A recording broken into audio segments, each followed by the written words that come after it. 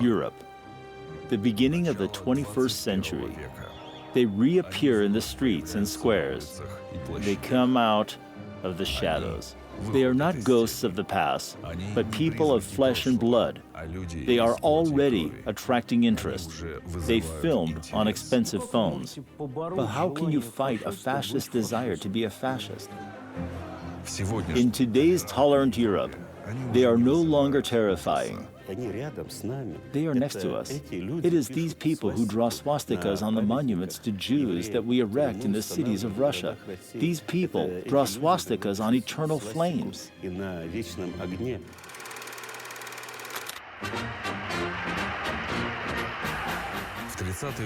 the 1930s, before the war, they were also filmed. They wanted to look beautiful, walk in tight ranks, light thousands of torches and hold fire festivals in the center of old German cities. But even then, evil and hatred were hidden behind the spectacular fire-breathing picture. They prepared fire, burning, and destruction for other peoples. First of all, for the Jews. The Holocaust is a Jewish tragedy, but not a Jewish problem. It is a universal problem. The word Holocaust means total burning. During the Second World War, the Nazis killed 6 million Jews in the Nazi death camps. A significant part of them died in the gas chambers and crematoria of Auschwitz, Buchenwald, Dachau, Drancy. Is it really possible to forget this? It seems that it is. No one owes anything to anybody. No one is interested in anything as long as it does not affect him. In the modern world, only 2 countries have done the hard work of fighting ignorance about the war and the horrors of Nazism. These are Israel and Russia. It happened before our eyes at the beginning of the 21st century. The word Holocaust means destruction by fire. That's what it, if you look in the dictionary. But that's what I call Holocaust with a small h. The Holocaust, a Shoah. That's a very straightforward definition. The Holocaust is the German plan and actually carrying out of killing all the Jews of Europe.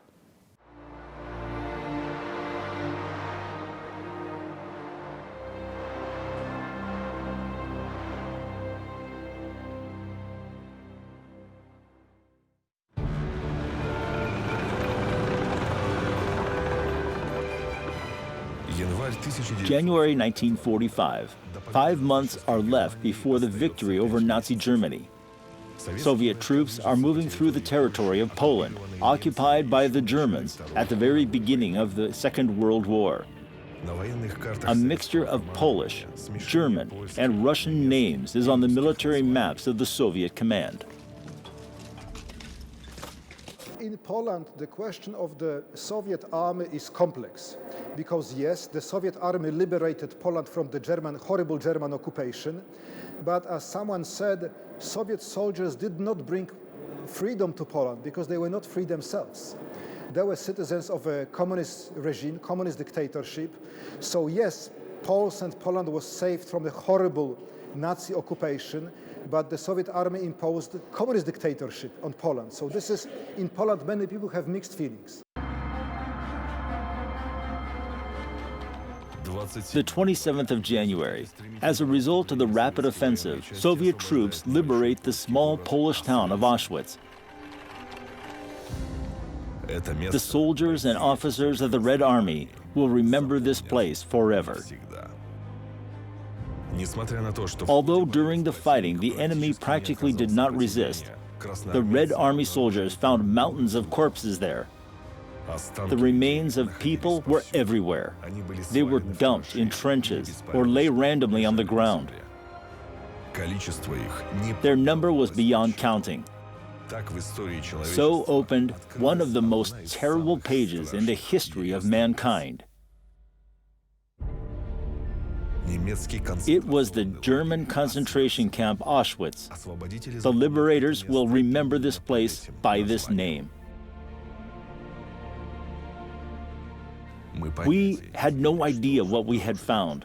We did not know anything about the existence of the concentration camp near Auschwitz. Moreover, we did not know about what was happening there. I read about the approach of the German towards the Jews in leaflets, but there was no information about the extermination of children, women, and the elderly. I learned about the fate of the Jews of Europe only in Auschwitz. There will be many such testimonies. Some of them were filmed, others were recorded and published. The soldiers and officers of the Red Army who liberated Auschwitz knew and understood the pain and suffering that war brings. However, it was a shock even for them. They will not forget another picture: 7,000 Auschwitz survivors. There were people who could not walk. They were so ill that the Nazis did not even want to waste bullets on them. Then our doctors came. They were all from Leningrad, with experience in the treatment of dystrophy. This is an example of how two stories crossed. One date, January 27, 1944, the complete lifting of the blockade in Leningrad, and a year later, the liberation of the prisoners in Auschwitz. There were no tears in their eyes. I saw them trying to wipe their eyes, but their eyes remained dry. Then I saw the children. The children were silent and showed only the numbers tattooed on their arms. I'm here only because both Mom and Dad miraculously survived the Holocaust, the salvation of the Jewish people, and every Jew is definitely a miracle. We are very grateful to the Red Army for saving our people. 66 soldiers and officers of the Red Army gave their lives in the liberation of Auschwitz in January of 1945. Lieutenant Colonel Semyon Lvovich Bezprozvany was among those killed in the outskirts of this place.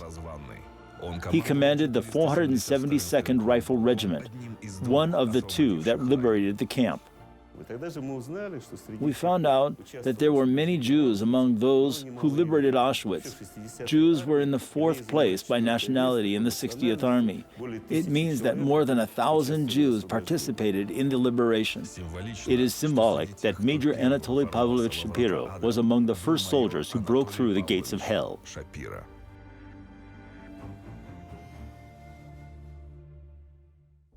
Auschwitz-Birkenau State Museum.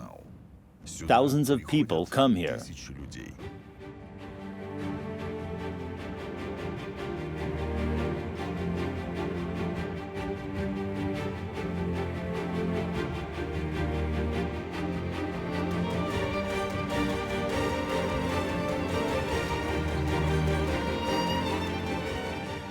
There is a portrait of a Soviet lieutenant colonel on one of the stands.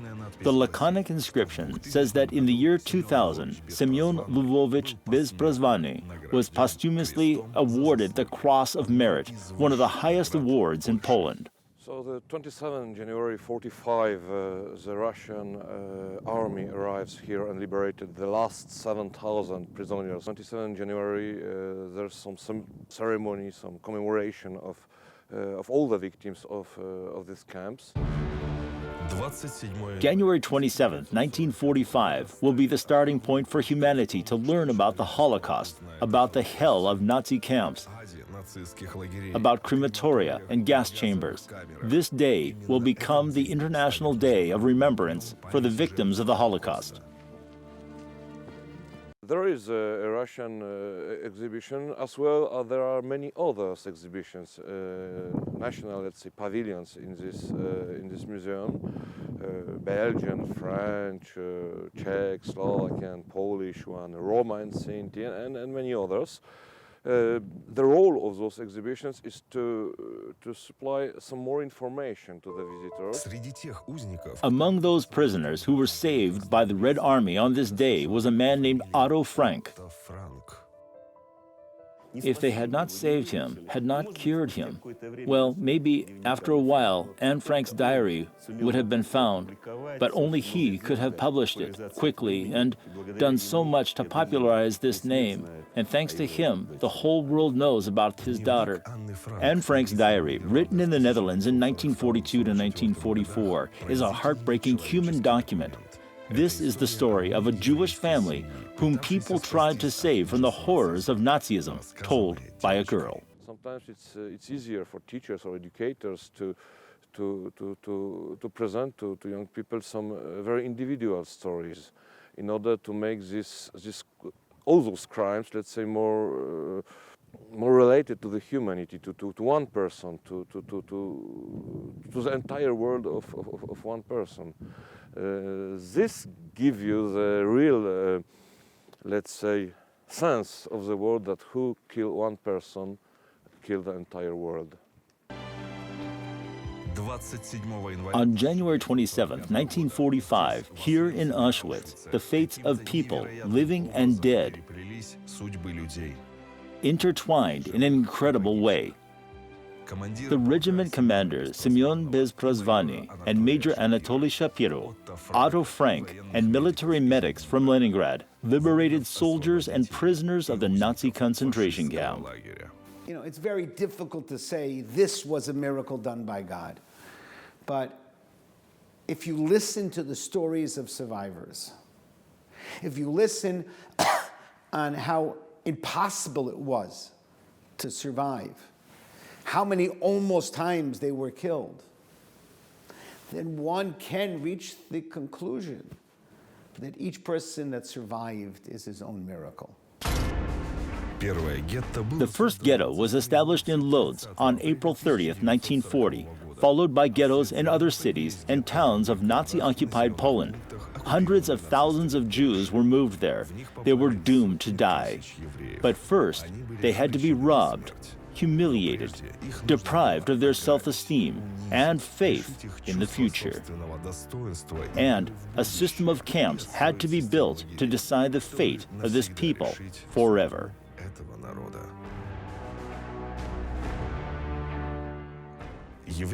Jews were deprived of freedom of movement, of the right to dispose of their property, to enter many professions, and to receive a salary for their work.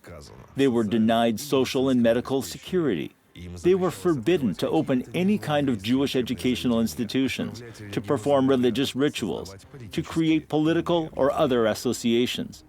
By mid-1941, almost all Jews in Poland had been driven into ghettos. But this was only the beginning of the humiliation and annihilation.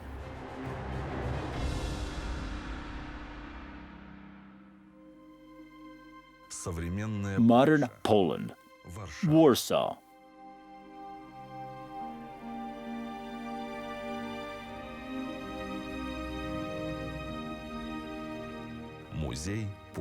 Poland Museum. It is dedicated not only to the tragedy of the Holocaust, but also to the history of the Jewish people in this Eastern European country. The name Poland in Yiddish and Hebrew sounds exactly like this, Polen. According to legend written by learned rabbis in the 19th century, Jews came here about 1,000 years ago and they stayed. And in this forest, they have heard a voice from heaven saying, Polin, which means you shall rest here. Then they stayed and lived on this land for 1,000 years. Their life was difficult, sometimes with pain and blood, but they lived. This was until 1939, until the start of World War II. Warsaw was the biggest Jewish city in Europe. Almost 400,000 Jews lived in Warsaw. However, this was the case in pre-war Europe until September 1st, 1939. World War II begins. At that point, there are 3.5 million Jews in Poland. The heart, the soul of the Ashkenazi world. Only 5 years later, 90% are no longer alive, murdered by Germans and accomplices, collaborators. That statement is so horrific that most people don't think how many Jews survived. 10% survived. That's 350,000 Jews that survived. Why did Auschwitz become the symbol of the Holocaust?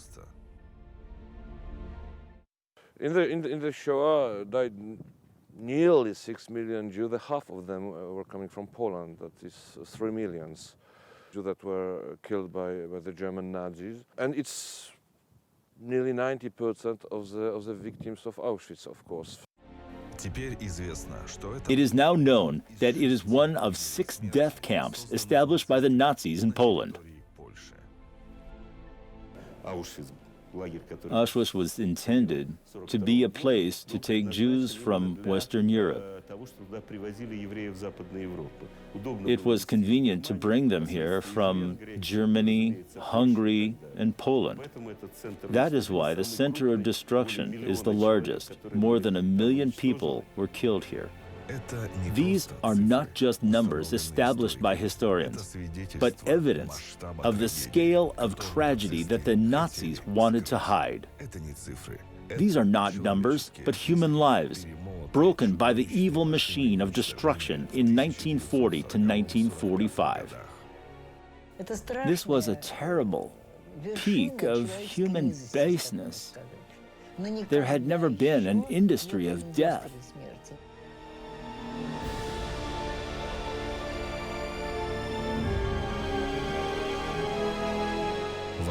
At Auschwitz, this death machine did not start to work immediately. First, it was tested, gasified, and the destruction process was worked out. Then, they launched people into it. People who were just human material for Nazis.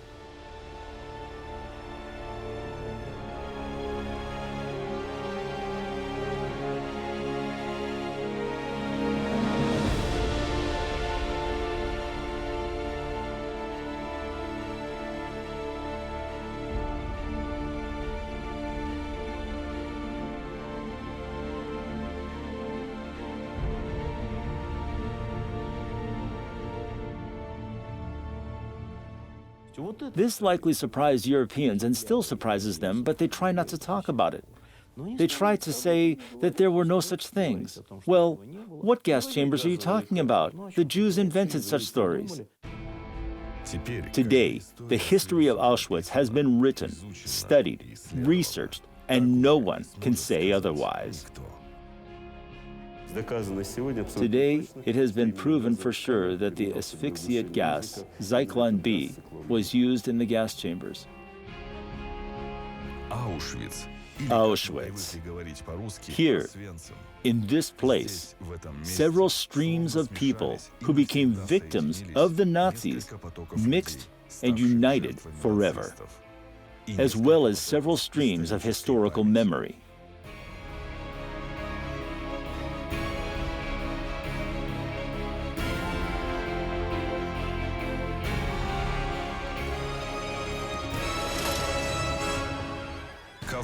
By August 1944, according to the Nazis, there was no longer a need for ghettos. Jews who lived in Poland were sent to death camps. Most of them would die immediately. Others would die later from hard physical work and hunger.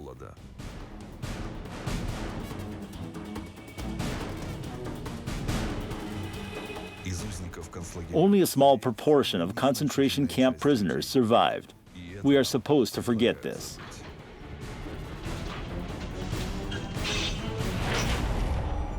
The trains arrived here every day. Each train brought about 1,000 to 1,500 people. The main victims of the Nazis were children.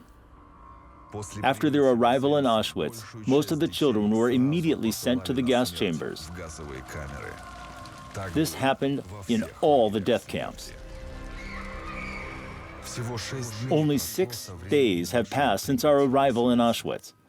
Nobody explained to us what was happening, but from the faces of the wardens, we realized something bad was about to happen. They ranked us, counted us, and took us to the sauna. They told us to undress. Some, including my mother, were recorded. When we returned, we found out that this sorting meant selection. It was the most terrible word in the camp. It meant that people who are still alive today are doomed to be burned. What a condition I was in. I knew that I was going to lose my mother, and I could not help her. Mother reassured me, saying that she had already lived her life and that she only felt sorry for us children.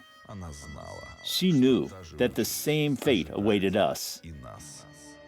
Only a few of these thousands of children who made the mournful and terrible journey from the ghetto to the camp survived. One of the child survivors of the Holocaust is Rabbi Israel Meir Lau.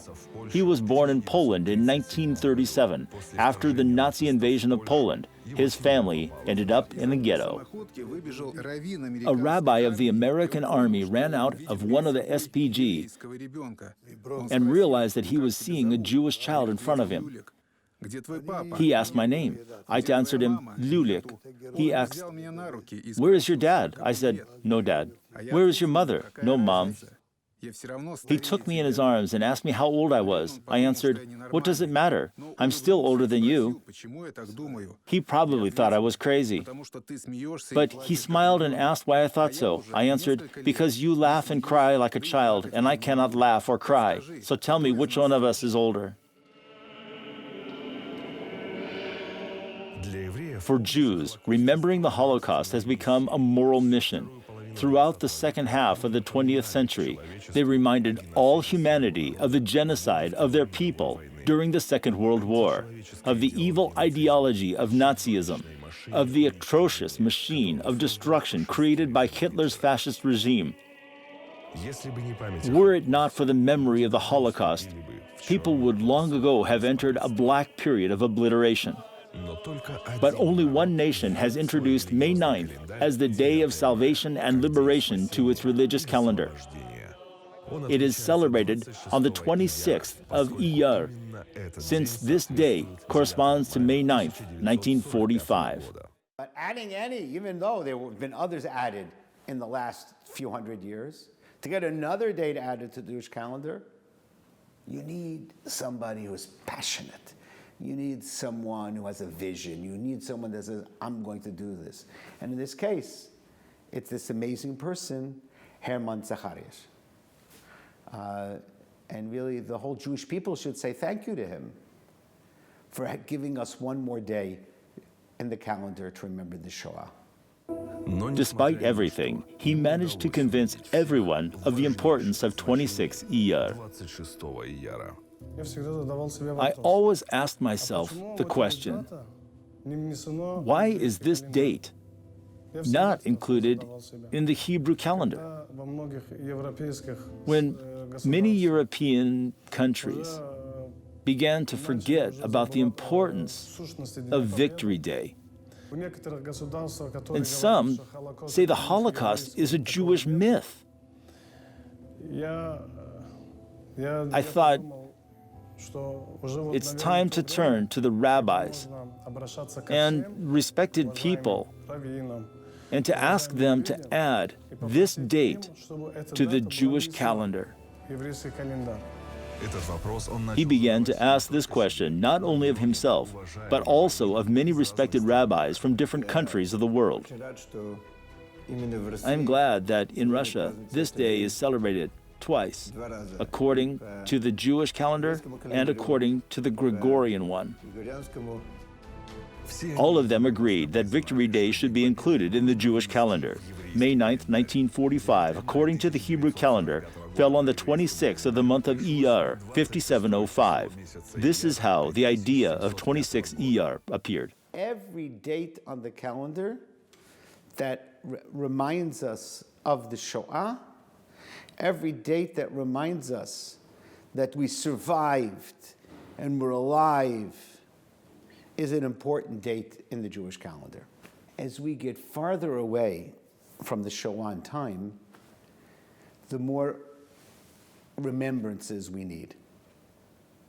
You know, right after the war, there was no way you could forget it. Now, 74, 73, 7 years after the war, it's easier to forget. And therefore, we need more dates to remember. Why specifically now? It's because somebody said it's time to do it. Because somebody had the guts to say, and we have to remember this day also. This is also a special day for Holocaust remembrance. The initiator of this new date, German Zakharyayev, is sure that the liberation of Europe from Nazi oppression in 1945 was salvation from the hands of the Nazi executioners and the beginning of a new era in the history of the Jewish people. It was reborn and was able to return to its own country. This historic event meant that the ancient and great nation took a spiritual vow to preserve the memory of the Holocaust forever.